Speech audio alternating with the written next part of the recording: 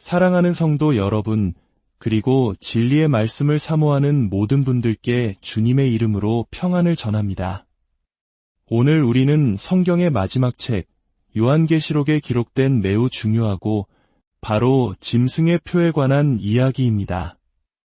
이 메시지를 통해 여러분의 본격적인 말씀에 앞서 만일 이 영상이 여러분의 신앙에 작은 울림이라도 준다면 좋아요와 구독을 통해 이 귀한 말씀을 더 많은 이들과 함께 나누는 동역에 동참해 주시기를 부탁드립니다.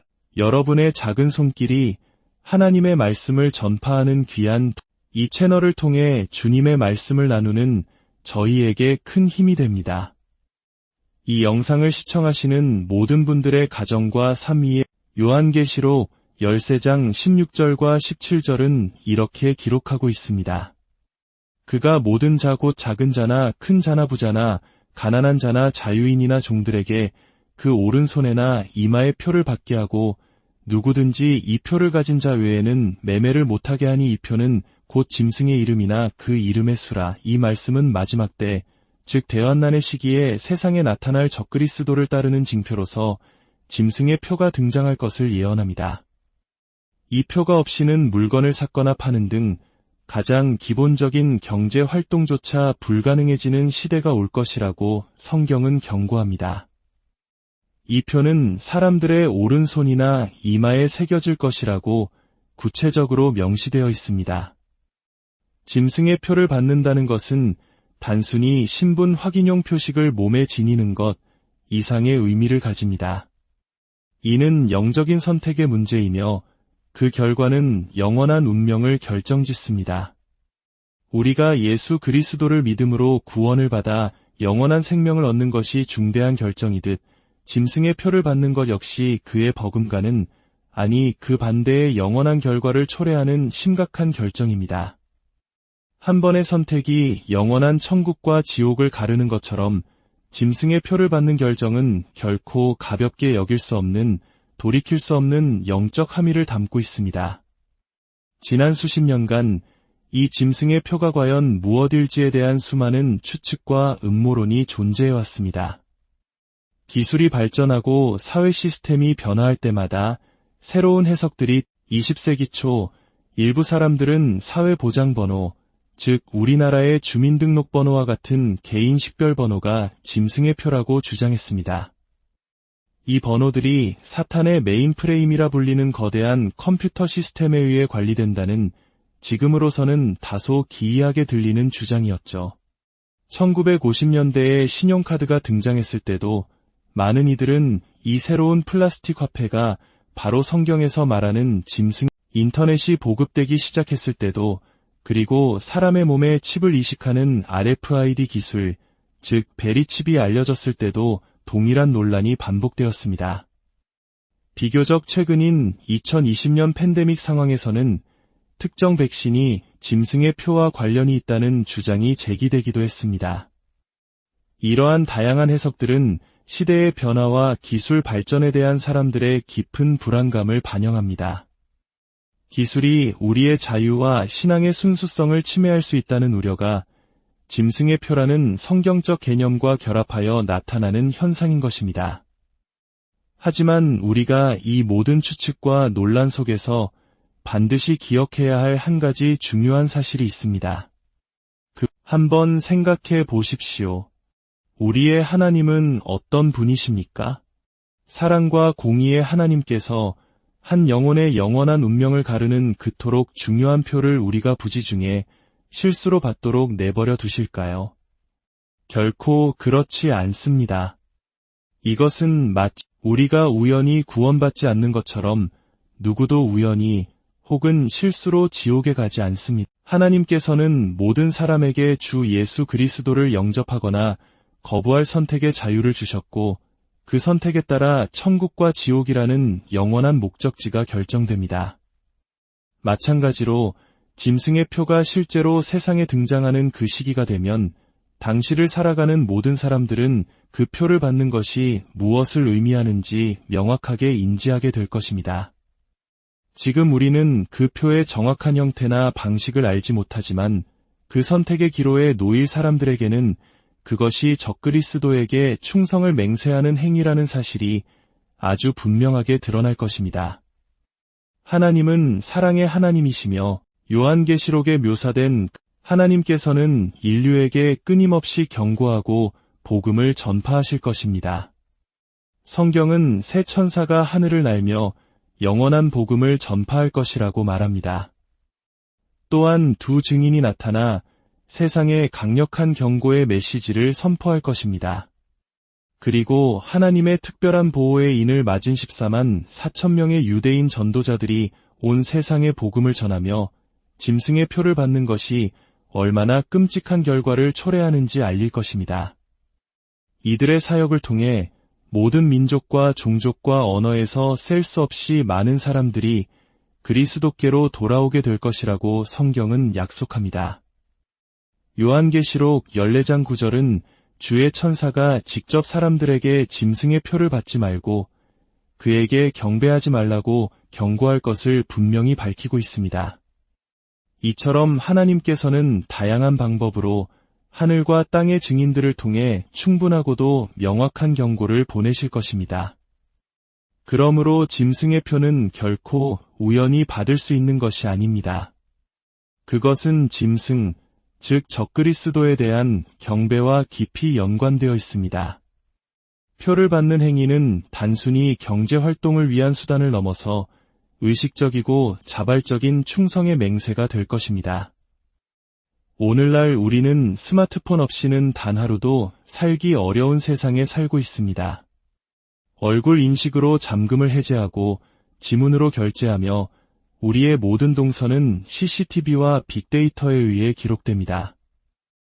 50여 년 전 영화 2001 스페이스 오디세이에서나 상상했던 인공지능과 안면 인식 기술은 이제 우리의 일상이 되었습니다. 이러한 기술의 발전이 적그리스도가 세상을 통제하고 그의 표를 시행할 수 있는 기반을 마련하고 있는 것이 아니냐는 우려의 목소리도 분명 존재합니다. 이러한 기술들이 짐승의 표를 위한 도구로 사용될 가능성을 완전히 배제할 수는 없습니다. 성경에서 짐승의 표가 적그리스도에 대한 충성의 상징이듯 이와는 반대로 어린 양, 즉 예수 그리스도의 소유된 백성을 나타내는 하나님의 인도 존재합니다. 결국 마지막 때는 누가 누구에게 속해 있는지를 분명히 하는 선택의 시간이 될 것입니다. 많은 이들이 짐승의 표를 받지 않으면 매매를 할 수 없다는 경제적 압박 때문에 어쩔 수 없이 표를 받게 될 것이라 생각합니다. 물론 그러한 강압적인 측면도 있겠지만 성경은 많은 사람들이 자발적으로 기꺼이 짐승을 경배하며 그의 표를 받을 것이라고 암시합니다. 지금 이 순간에도 어떤 분들은 과거에 맞았던 특정 약물 때문에 혹은 무심코 뱉었던 말 때문에 자신이 이미 짐승의 표를 받은 것은 아닌지 적그리스도에게 충성을 맹세한 것은 아닌지 하는 두려움에 사로잡혀 있을지도 모릅니다. 심지어는 특정 요일에 예배를 드리는 것이 짐승의 표를 받는 행위라는 잘못된 가르침에 빠져 끝없는 공포 속에서 살아가는 이들도 있습니다. 그러나 사랑하는 성도 여러분, 다시 한번 강조합니다. 짐승의 표가 나타날 때 온 세상은 그 의미에 대해 명확한 경고를 받게 될 것입니다. 그 정체에 대해 어떤 모호함도 없을 것입니다. 그러므로 오늘날 그리스도인으로서 우리가 집중해야 할 것은 짐승의 표와 연관될 가능성이 있는 기술들을 분석하거나 그 표의 정체를 해독하려는 시도에 몰두하는 것이 아닙니다. 우리가 진정으로 관심을 가져야 할 가장 중요한 것은 바로 주 예수 그리스도와의 인격적인 관계입니다. 만약 당신이 주님과 올바른 관계 안에 거하고 있다면 당신은 대환난의 끔찍한 고통을 겪을 필요가 없습니다. 짐승의 표가 있어야만 경제활동이 가능한 그 시스템 속에서 고통받을 필요가 없습니다. 왜냐하면 하나님의 완벽한 때에 나팔 소리가 울려 퍼질 것이고 예수 그리스도를 믿는 모든 성도들은 이 땅에서 들림받아 공중에서 주님을 맞이하게 될 것이기 때문입니다. 이것이 바로 휴거의 소망입니다. 데살로니가전서 4장 16절과 17절은 우리에게 놀라운 위로와 확신을 줍니다. 주께서 호령과 천사장의 소리와 하나님의 나팔 소리로 친히 하늘로부터 강림하시리니 그리스도 안에서 죽은 자들이 먼저 일어나고 그 후에 우리 살아남은 자들도 그들과 함께 구름 속으로 끌어올려 공중에서 주를 영접하게 하시리니 그리하여 우리가 항상 주와 함께 있으리라. 이것이 바로 우리 성도들이 가진 영광스러운 소망입니다.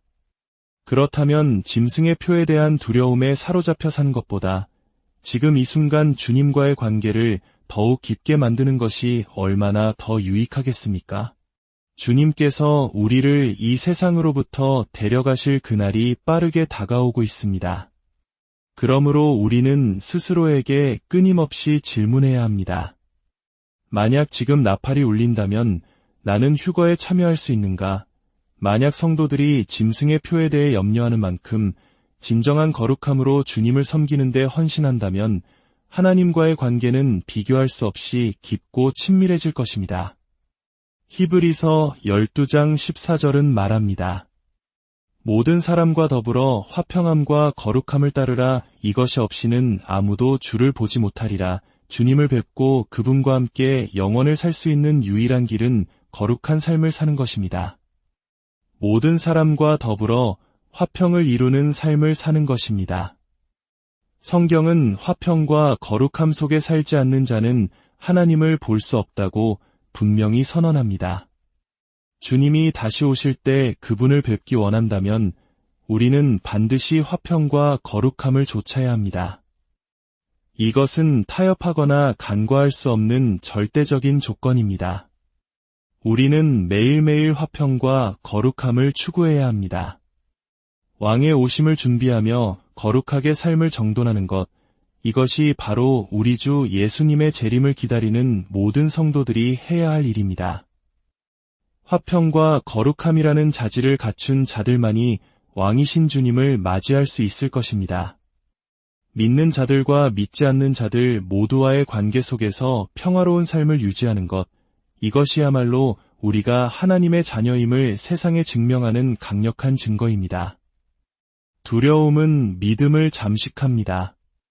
짐승의 표에 대한 막연한 공포에서 벗어나 오늘 나에게 주어진 삶 속에서 주님과 동행하며 화평과 거룩함을 이루는 일에 집중하십시오. 당신의 시선을 세상의 흉흉한 소문이 아닌 우리를 위해 십자가를 지시고 부활하신 주 예수 그리스도께 고정하십시오. 그럴 때 세상이 줄 수 없는 참된 평안이 당신의 마음을 다스릴 것입니다. 이 말씀을 듣는 모든 분들의 삶 가운데 세상의 두려움이 아닌 하나님이 주시는 참된 평안과 거룩함이 가득하기를 우리 주 예수 그리스도의 이름으로 간절히 축원합니다.